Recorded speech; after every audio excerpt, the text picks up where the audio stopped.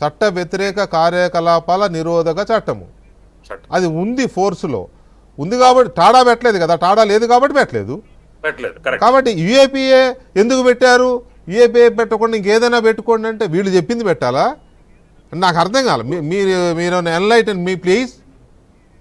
వెంకటకృష్ణ గారు, ఇప్పుడు ఒక కంప్లైంట్ ఇచ్చిన తర్వాత కంప్లైంట్ పోలీసు వారి ప్రెరగేటివ్, అది ఏ సెక్షన్ పెట్టాలి ఏ సెక్షన్ పెట్టకూడదని. ఇంకో జడ్జి గారు నిర్ణయిస్తారు పనికి వస్తుందా లేదా అని. అవును, time and again honourable supreme court of India వారు, రామకృష్ణ గారికి కూడా తెలుసు, లలిత కుమారి వర్సెస్ స్టేట్ ఆఫ్ యూపీ కేసులో కాగ్నిజబుల్ అఫెన్స్ కనుక డిస్క్లోజ్ చేస్తే ఏ సెక్షన్లు పెట్టాలో చూసుకొని ఆ సెక్షన్లు కనుక ఖచ్చితంగా ఎఫ్ఐఆర్ లో పెట్టి తీరాలని honourable supreme court of India వారి జడ్జిమెంట్స్ కూడా క్లియర్ గా ఉన్నాయి. ఇప్పుడు సెక్షన్ 13 ఆఫ్ యుఏపిఏ యాక్ట్ పెట్టారు. దాని ప్రకారం ఏమిటి, ఒక టెర్రరిస్ట్ ఆర్గనైజేషన్ గురించి గ్లోరిఫై చేస్తూ మాట్లాడినా, అందులో చేరాలని చెప్పినా, దాన్ని అడ్వకేట్ చేసినా, లేదు ఇలాంటి ఆర్గనైజేషన్ మన సమాజంలో ఉండాలని చెబుతున్నా, ఒక బ్యాండ్ ఆర్గనైజేషన్, ఇప్పుడు ఆయన సిపిఐని కానీ సిపిఐ మార్క్సిస్ట్ కానీ సపోర్ట్ చేసుకోమన్నట్టు దానిలో ఎవరికి ఇబ్బంది లేదు.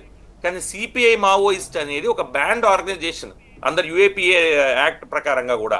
సో అలాంటి ఒక ఆర్గనైజేషన్ లో వ్యక్తుల్ని చేరమని దాన్ని పొగుడుతూ గ్లోరిఫై చేస్తూ చేస్తే యుఏపిఏ యాక్ట్ కాకుండా ఇంక ఏ యాక్ట్ పెడతారు పోలీసు వారు? మరి చేసిన చర్యను మర్చిపోయి పోలీసు వారు సెక్షన్లు పెట్టారనేది మాత్రమే మీరు గుర్తు చేసుకుంటుంటే, మరి ఆ చర్య చేయకుండా ఉండుంటే ఈ సెక్షన్ పెట్టే అవకాశం ఉండేది కాదు కదా. ఇది నేను అనేది ఏంటంటే, పైగా ఇచ్చిన కంప్లైంట్ కూడా డీటెయిల్డ్ కంప్లైంట్ మొత్తం చదివా. డీటెయిల్డ్ కంప్లైంట్ విత్ రెఫరెన్సెస్, ఏ వర్డ్స్ యూజ్ చేశారు, ఏం అట్టర్ చేశారని అన్నిటినీ క్లియర్ గా మెన్షన్ చేస్తూ కంప్లైంట్ ఇచ్చినప్పుడు పోలీసు వారు ఏ చట్టాలు వస్తాయి, ఏ సెక్షన్లు వస్తాయో చూసుకుని ఆ ప్రకారంగా సెక్షన్లు కట్టమని సుప్రీంకోర్టు టైమ్ అండ్ అగైన్ చెబుతున్నప్పుడు, పోనీ లెట్ us assume, ఇప్పుడు గఫూర్ గారు చెప్పినంత వరకు let us assume the state responsibility ఎక్కడి వరకు ఉంటుంది? ప్రభుత్వం కింద పనిచేసే అధికారులు, పోలీసు వారు. మరి judiciary doesn't come fall within the government కదా. So judiciary is an independent institution కదా. మరి రిమాండ్ ఎందుకు ఇచ్చారు? మరి జ్యుడిషియరీ ముందు విపరీతంగా ఆర్గ్యుమెంట్లు జరిగాయని ఎవరైతే రావణ్ గారి తరఫున అటెండ్ అవుతున్న కౌన్సిల్ గారు కూడా బయటకు వచ్చి మీడియా కాన్ఫరెన్స్ లో చెప్పారు కదా, మేము విపరీతంగా రిమాండ్ వాళ్ళు డినై చేసుకునే అవకాశం వాళ్ళు కల్పించారు కదా. మరి రిమాండ్ డినై చేసుకునే అవకాశం కల్పించిన తర్వాత కూడా ఇప్పుడు నిన్న బెయిల్ అప్లికేషన్ కూడా మూవ్ చేసి ఉంటారు కదా. మరి బెయిల్ అప్లికేషన్ లో అయినా లేదా రిమాండ్ రిజెక్షన్ లో అయినా మరి న్యాయస్థానం మీ యొక్క వాదనని ఇప్పుడు మీరే అన్నారు కదా, 4 సార్లు ఆయనకు బెయిల్ వచ్చినప్పుడు బెయిల్ ఇచ్చేశారు, కోర్టులో అరెస్ట్ చేయలేదని మీరే చెప్పారు. కోర్టు అప్పటి వరకు మీరు అప్రిషియేట్ చేస్తూ యుఏపిఏ చట్టం కింద సెక్షన్ అప్లికబిలిటీ ఉంటుందో లేదో రిమాండ్ టైంలో మీరు అపోజ్ చేసుకునే అవకాశం కూడా మీరు కల్పించిన తర్వాత కూడా న్యాయస్థానం లేదు, ఇతని రిమాండ్ చేయాల్సిందే, రావణ్ గారు అనేవాడిని రిమాండ్ చేయాల్సిందే, యుఏపిఏ చట్టం కింద పెట్టిన సెక్షన్లు అతనికి వర్తిస్తాయి అని న్యాయస్థానం భావించినప్పుడు ఇప్పుడు న్యాయస్థానాన్ని తప్పుపడుతున్నామా మనం?